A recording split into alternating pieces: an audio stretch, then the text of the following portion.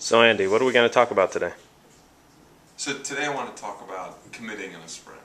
And it's one of the things that there's a lot of talk about teams. A lot of times we'll overcommit. If they're undercommitting, that's bad. So how do you find the right amount?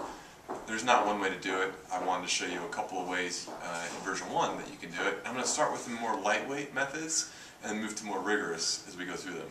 So let's take a look at version 1 and see how you can approach this committing within a sprint. So first off, I'm here on the sprint scheduling page, and I've opened up Muncie first half, and you can see there's 30 points within the sprint. And the team might move around the items in the sprint until they say, well, that's the right amount for us. So 28, that feels right. So that's your first way, just what the team thinks, based on their previous experience. The next thing to look at would be velocity. So based on what we've done previously, what should we expect? So if Muncie first half is my current sprint, yesterday's weather will be a good indicator. In this case, we're taking on a little more work. So the team might say, yeah, we think we can get that done based on what we're seeing on our velocity. That's your second way, using velocity. The third way would be to use that more detailed information that you've accumulated during your sprint planning meeting. So after your sprint planning meeting or towards the end, you could look back at the list of sprints. Here I've shown the sprint quick list.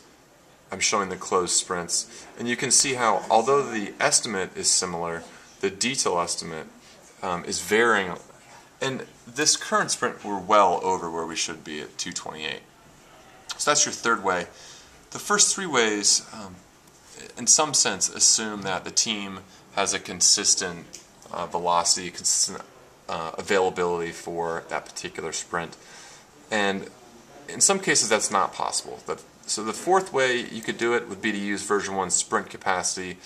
This is going to be helpful when you have team members with varying levels of availability for particular sprints. They can enter that data and then use that information to compare their capacity, the diamonds on this graph, to the detail estimate, the bars.